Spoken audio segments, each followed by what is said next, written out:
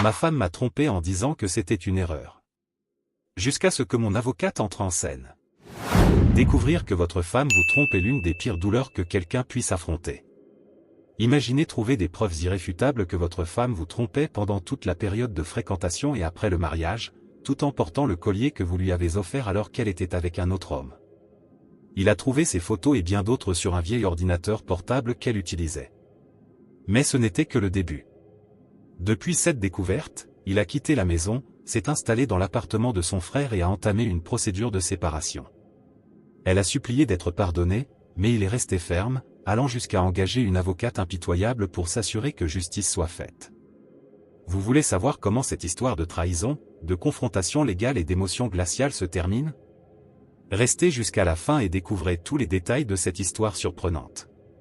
J'ai découvert que pendant que nous sortions ensemble, ma femme, alors petite amie, me trompait avec un ex-petit ami, maintenant je ne ressens plus rien pour elle, et cela m'effraie.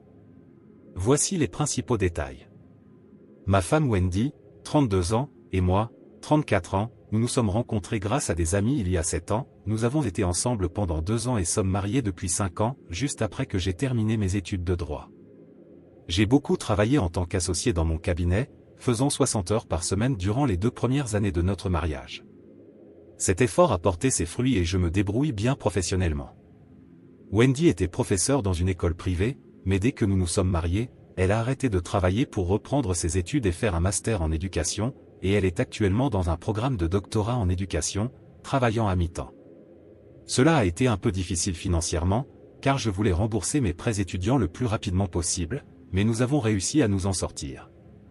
Ma femme avait un vieil ordinateur portable qu'elle utilisait quand nous avons commencé à sortir ensemble. Je l'ai trouvé dans une boîte dans le placard. Elle m'a dit qu'il était hors d'usage et ne fonctionnait plus. Je l'ai branché, essayé de l'allumer et rien. Quand nous nous sommes rencontrés, Wendy prenait des photos de tout, principalement des selfies avec d'autres personnes. Sachant qu'elle devait avoir quelques photos de nous de cette époque, j'ai retiré le disque dur et regardé. Il semblait fonctionner. Le problème devait être ailleurs. Voulant la surprendre avec des photos de nos débuts, j'ai attendu qu'elle parte rendre visite à sa sœur avant de connecter le disque dur à un câble SATA sur mon PC. Il y avait des photos là-bas, beaucoup de photos. Certaines étaient de nous en rendez-vous, riant, souriant. Elles m'ont rappelé de bons souvenirs. Mais il y avait aussi d'autres photos d'elle avec différentes personnes. Une personne en particulier me revenait en mémoire. Il s'appelait Bob et Wendy était sortie avec lui avant moi. Il y avait beaucoup de photos d'elle et de Bob. Je voulais récupérer uniquement nos photos, alors j'ai pensé que le moyen le plus simple serait de les organiser par date, en imaginant que les photos les plus récentes ne seraient que les nôtres. Mais en les organisant par date, de nombreuses photos d'elle avec Bob étaient mêlées aux nôtres. J'ai commencé à ouvrir les photos une par une et j'ai remarqué que sur certaines photos d'elle avec Bob, où ils étaient enlacés et s'embrassaient, elle portait un collier que je lui avais offert en cadeau d'anniversaire lors de la 2e année de notre relation. J'avais dû emprunter de l'argent à mon frère pour l'acheter. J'ai regardé les dates des photos et un schéma est apparu, les jours et les week-ends où l'école exigeait toute mon attention, les moments où elle allait chez sa mère, chez sa sœur, pour me laisser travailler en paix, elle rencontrait Bob derrière mon dos. J'étais furieux. C'était comme si des fourmis de feu dévoraient mon cerveau, mon cœur et mes entrailles. Je voulais frapper les murs, mais ensuite quelque chose a basculé dans mon esprit et je suis devenu engourdi. J'ai commencé à voir et à penser de manière très froide et calculée. J'ai copié toutes ces photos, toutes, pas seulement celles que j'avais vues, sur une clé USB. J'ai fait une valise, pris quelques costumes, emporté la clé USB et je suis allé chez mon frère de l'autre côté de la ville. J'ai laissé le disque dur de son ordinateur portable connecté à mon PC avec une photo d'elle embrassant Bob à l'écran. Le seul mot que j'ai laissé était un post-it avec une flèche pointant vers le collier que je lui avais offert. Wendy a essayé de m'appeler depuis chez sa mère, si elle y était vraiment, mais je n'ai pas répondu. Mais c'est quelques heures plus tard, lorsqu'elle est vraisemblablement retournée à notre appartement et a vu la photo à l'écran, qu'elle a bombardé mon téléphone de messages vocaux et de textos, mais j'ai tout ignoré. Je me suis déjà entretenu avec un autre associé qui travaille au département de droit de la famille à propos de la séparation et du divorce. Nous n'avons pas d'enfants ni de biens importants, car beaucoup de notre argent a été consacré au remboursement de mes prêts et à ses frais de scolarité. Mon cabinet s'est refermé autour de moi, donc ces appels vont directement sur la messagerie vocale. Elle n'est pas autorisée à entrer sur la propriété, le garde de sécurité l'a déjà arrêtée. Wendy m'a retrouvé chez mon frère, mais il lui a clairement dit par téléphone que si elle essayait de venir, il lâcherait ses chiens sur elle. Il m'a dit qu'elle criait, pleurait et suppliait au téléphone pour me parler. Cela ne m'a ni attristé, ni réjoui, ni quoi que ce soit. Je n'ai rien ressenti, absolument rien, mon mariage était terminé et j'ai accepté cela. Depuis, 2 jours se sont écoulés et je ne ressens toujours rien. Pas de douleur, pas de colère, rien. Comment est-il possible que je n'ai plus de sentiments pour elle, aucun désir de la revoir, aucun désir de réconciliation? Maintenant que je suis seul avec mes pensées, ressentir ce « rien » pour elle m'effraie. Est-ce que cela va durer? Suis-je encore sous le choc? Suis-je définitivement brisé? Le point positif est que je n'ai jamais vu des solutions aussi claires dans mes dossiers. Première mise à jour. Tout d'abord, je voudrais remercier tout le monde pour les réponses que j'ai reçues. Je suis très impressionné par les réponses positives et je tiens à remercier tous ceux qui ont partagé avec moi leurs expériences concernant cette insensibilité. Cela aide de savoir que ma réaction est normale. Cependant, je vais bientôt chercher un conseil individuel. L'associé de mon cabinet qui s'occupe de mon dossier, appelons-la Emma, a passé en revue les autres photos sur la clé USB et a trouvé plusieurs photos où Wendy est enlacée et en train d'embrasser Bob, et la bague de fiançailles que je lui ai donnée est facilement visible sur les photos. Quand on m'a dit cela, je n'ai ressenti ni douleur ni colère, juste de l'euphorie. J'ai souri, étrangement, et j'ai demandé à Emma pourquoi cette terrible nouvelle me rendait heureux. Elle a répondu que c'est parce que cela justifie toutes les actions que j'ai entreprises depuis mon départ. Je n'ai aucun contact avec Wendy, et toutes les communications passent par Emma, à l'exception de sa famille et de ses amis qui pensent à tort que mon frère et sa femme seront des oreilles compatissantes, ils ne le sont pas. Emma a déjà préparé un accord de séparation et a planifié une réunion avec Wendy jeudi après-midi. Emma a clairement indiqué à Wendy que si elle n'est pas représentée par un avocat, je ne me présenterai pas. Un mot sur Emma. Je ne peux pas publier son surnom au cabinet, mais disons que si vous pensez à « Vipère », vous aurez la bonne idée. Je suis heureux qu'elle soit de mon côté. Nous allons bientôt déposer la demande de divorce. Emma pense que toute pension alimentaire sera minimale et se terminera rapidement, c'est-à-dire qu'elle a dit que je devrais probablement payer le loyer pour les 5 prochains mois jusqu'à ce que notre séparation soit finalisée et que Wendy termine les derniers cours de son doctorat. Le seul bien significatif que nous possédons est le compte avec nos économies pour l'achat d'une maison, mais c'est un compte joint à double signature sans accès par carte bancaire. Merci, employé de banque oublié depuis longtemps, d'avoir suggéré cela comme une mesure de sécurité supplémentaire contre la fraude. Ma belle-sœur est allée dans mon appartement quand Wendy devait être à son travail à temps partiel pour récupérer plus de mes vêtements et objets personnels. Elle a fini par écouter Wendy pendant quelques heures. Le Redditor qui a dit que Wendy mentirait sur à peu près tout avait tout à fait raison. Pendant tout le temps où ma belle-sœur emballait mes affaires, Wendy racontait mensonge après mensonge, facilement prouvable. Ne parvenant à rien, Wendy a demandé à ma belle-sœur, « N'y a-t-il pas un gars dans ton passé qui entre simplement dans ta tête et auquel tu ne peux pas dire non ?» Alors, je suppose que c'est ma réponse à la raison pour laquelle elle m'a trompé, Bob est un Jedi et Wendy est mentalement faible.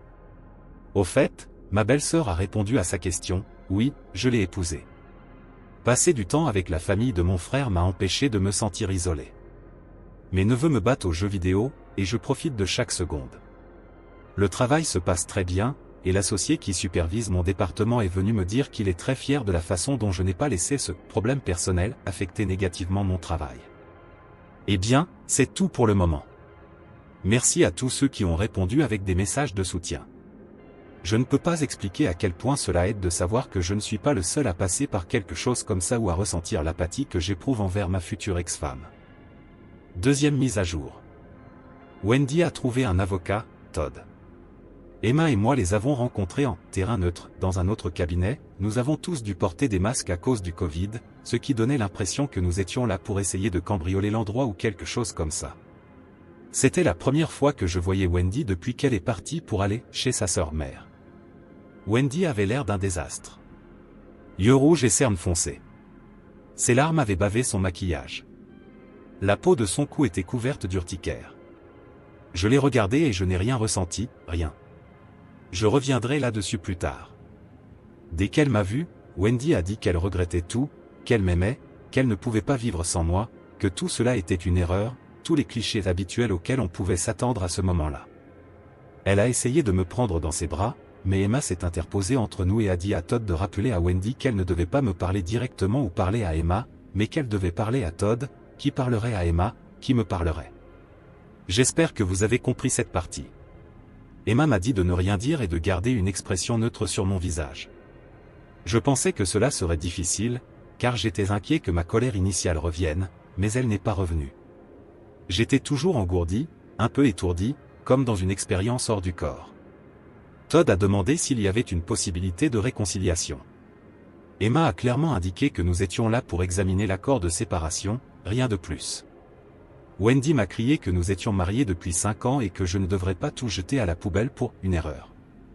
Emma a rappelé à Todd que Wendy ne devait pas me parler directement. Todd a chuchoté quelque chose à Wendy, et elle a momentanément repris le contrôle d'elle-même. Emma et Todd ont commencé à discuter de l'accord de séparation qu'elle lui avait envoyé par email. Todd a dit qu'il l'avait reçu, mais qu'il ne trouvait pas cela juste pour Wendy. Il a essayé de trouver des failles, probablement pour montrer à Wendy qu'il faisait quelque chose pour justifier ses honoraires, mais Emma a réfuté chaque argument jusqu'à ce qu'il admette que l'accord était aussi juste que la loi l'exige. Wendy a dit que rien de tout cela n'est juste, parce que tout cela est une erreur. Emma a étalé des impressions en noir et blanc sur la table de toutes les photos de la clé USB montrant Wendy en train d'embrasser et d'enlacer Bob, où sa bague de fiançailles est clairement visible. Emma a encerclé la bague sur chaque photo avec un marqueur rouge foncé et épais, mouvement alpha, d'ailleurs, demandant à Todd à chaque fois, « Votre cliente pense que c'était une erreur. » Et ça? C'était une erreur? Non? Et celui-ci? Wendy s'est effondrée sur sa chaise et a commencé à pleurer abondamment. C'était une scène déprimante, mais je ne ressentais aucune pitié pour elle à ce moment-là. Emma et Todd ont commencé à discuter des délais, pour la signature de l'accord, et d'autres sujets pour l'avenir. Je pense que mon indifférence silencieuse a finalement atteint Wendy parce que, sans provocation, elle a crié qu'elle n'avait jamais trompé pendant le mariage. Emma n'a pas accepté cela et a dit à Todd, « Dites à votre cliente de me donner son téléphone portable. Si votre cliente n'a jamais trompé pendant le mariage, alors elle n'aura aucun problème à ce que mon technicien en informatique copie tout ce qu'il contient et télécharge tout sur tous les comptes en ligne auxquels elle s'est connectée. Je peux l'avoir ici en 10 minutes. » Wendy a tenu son téléphone à 2 mains, refusant de le remettre. Todd a chuchoté quelque chose à Wendy. Je suis sûr qu'il lui a dit qu'elle venait d'admettre l'infidélité. Plus de sanglots ont suivi. J'ai souri sous mon masque, mais je n'ai rien dit. À ce stade, j'ai ressenti de la pitié pour Todd, appelez ça de l'empathie professionnelle. J'ai déjà été à sa place, vous savez que vous avez une affaire perdue avec un client perdu, l'autre avocat est Wayne Gretzky de 1982 à 1986, et vous êtes un gardien de but remplaçant de lycée avec une mauvaise main. En gros, vous voulez juste que la raclée se termine. Quand la réunion a pris fin, je suis sorti sans dire un mot à Wendy. À quoi bon? Chaque mot qui sort de sa bouche est un mensonge. Emma a reçu l'accord de séparation signé hier après-midi. Je pensais devoir payer le loyer jusqu'en juin, ne serait-ce que pour protéger mon propre crédit, mais au lieu de cela, nous allons diviser également le compte d'épargne pour la compte de la maison, c'était l'incitation pour que Wendy signe l'accord de séparation si rapidement. Wendy paiera le loyer seul à partir de ce mois-ci, ainsi que toutes les charges et autres frais. Entre les frais de logement et les frais scolaires, elle aura un peu d'argent restant, assez pour déménager dans un nouvel endroit. Apparemment, Wendy pense que c'est une « victoire » pour elle, mais c'est une manœuvre tactique qui élimine le seul actif significatif que nous avions. Le divorce sera maintenant beaucoup plus facile. Emma prépare une demande de divorce non contestée, donc nous n'aurons même pas besoin d'aller au tribunal. Voici la meilleure nouvelle, il se trouve que, bien que nous étions dans notre 5e année de mariage, nous n'étions pas mariés depuis 5 ans complets, en réalité nous avions 4 ans et 7 mois de mariage sur le papier. Dans notre État, si le mariage dure moins de 5 ans complets, le tribunal de la famille recherche généralement la résiliation, un concept emprunté au droit des contrats. Cela signifie que le tribunal remettra les parties dans la situation financière dans laquelle elles étaient avant l'accord, ou, dans notre cas, avant le mariage. Juste avant notre mariage, j'étais un diplômé en droit au chômage et fortement endetté, en attente des résultats du barreau, tandis que Wendy était une enseignante à temps plein, pleinement employée. Pas de biens réels, pas d'enfants, son compte plein d'argent, un diplôme en enseignement, un diplôme de 3e cycle, et bientôt un doctorat pour l'accompagner, Wendy ne peut pas argumenter que la résiliation n'est pas appropriée dans ce cas. En résumé, pas de pension alimentaire. Emma a informé Todd que si Wendy conteste le divorce, la première personne qu'elle convoquera sera Bob. Todd a répondu que Wendy acceptait de ne pas contester le divorce. Si tout se passe bien, dans 3 mois, je laisserai derrière moi ce triste chapitre de ma vie. Je ne ressens toujours rien pour Wendy, mais cela ne me fait plus peur. Le Redditor qui a dit que c'était parce que la Wendy avec qui je sortais et que j'ai épousé n'a jamais existé avait raison. Vous, monsieur, êtes un sage. La Wendy avec qui je sortais, dont je suis tombé amoureux et que j'ai épousé n'a jamais existé. La personne qui m'a trompé et qui m'a menti est une étrangère dans ma vie. Toute notre relation a été un mensonge, une illusion élaborée de plan B qui l'a avantagé à mes dépens. Je pense que mon état d'esprit est également lié à mon premier vrai travail entre l'université et l'école de droit, lorsque je travaillais dans les ventes à commission. Il y avait une phrase qui était répétée dans nos têtes, vous devez traverser de nombreux non pour obtenir un oui, alors ne vous inquiétez pas des non, ne perdez pas votre temps et vos efforts avec eux, et vous trouverez vos oui beaucoup plus rapidement et plus facilement. Wendy a été un non et j'ai déjà perdu beaucoup de temps et d'efforts avec elle, donc ça suffit. Amis, famille et collègues ont remarqué que mon sourire est de retour et, pour être honnête, je me sens mieux que depuis des années. Mais, juste pour être sûr, j'ai programmé quelques séances téléphoniques et vidéo avec un thérapeute. On verra comment ça se passe. Ce sera probablement ma dernière mise à jour. Merci encore à tous pour le soutien et la sagesse. Si je peux rendre l'excellent conseil que vous m'avez donné avec un peu du mien, si votre conjoint vous trompe, parlez à un avocat dès que possible, puis écoutez ce que votre avocat vous dit de faire. Commentaire pertinent. Une situation similaire m'est arrivée. J'étais marié pendant quelques années quand j'étais très jeune. Je suis rentré plus tôt d'un voyage, j'ai utilisé notre ordinateur de bureau partagé, et il avait oublié de se déconnecter de son compte AOL. Juste devant moi, il y avait des messages avec une autre femme détaillant le temps qu'ils avaient passé ensemble, tant cette semaine-là que, lorsque j'ai fait défiler vers le passé, au cours des derniers mois. Quelque chose s'est éteint en moi. Je suis parti ce jour-là et je n'ai jamais regardé en arrière. Au début, je pensais que c'était le choc et que la dévastation viendrait sûrement, mais elle n'est jamais venue. Je savais que, bien que je ne sois pas parfaite, j'avais fait de mon mieux et qu'il n'y avait aucune excuse ou justification. J'étais totalement épuisé et je ne voulais plus jamais le revoir. L'opposé de l'amour est l'indifférence absolue, et bien que vous puissiez emprunter un chemin différent, sachez que c'est normal si vous en avez juste assez. Parfois, ça se passe comme ça et je suis désolé que cela vous soit arrivé.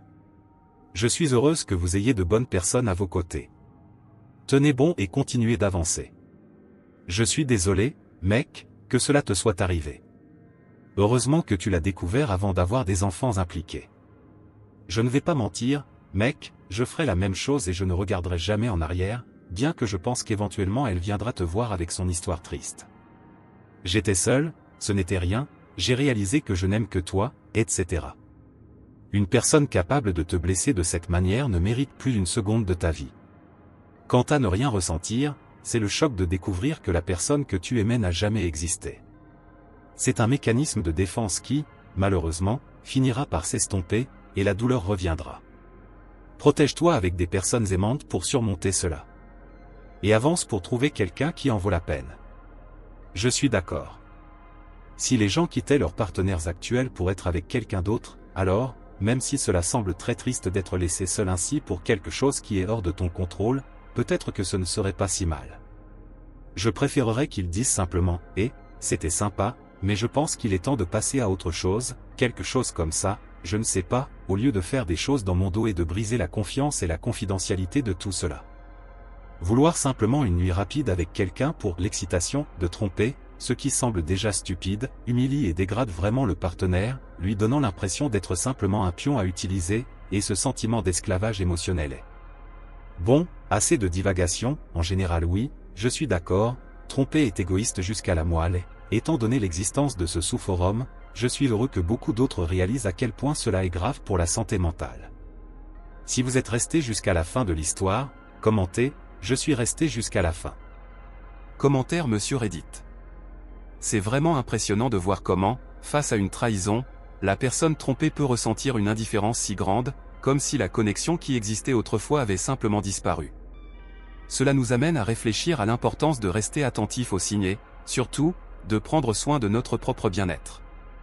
La vie nous met dans des situations difficiles, mais le soutien des amis et de la famille, ainsi que la recherche de justice et de clarté, peut nous aider à surmonter même les expériences les plus douloureuses. L'important est d'aller de l'avant et de trouver la paix que nous méritons tous. Si vous avez aimé la vidéo, laissez un like et n'oubliez pas de vous abonner à la chaîne pour plus d'histoires et de discussions intrigantes. Et n'oubliez pas d'écouter notre podcast pour plus d'histoires inspirantes comme celle-ci, le lien est dans la description et dans la carte à l'écran. Merci d'avoir regardé et à la prochaine.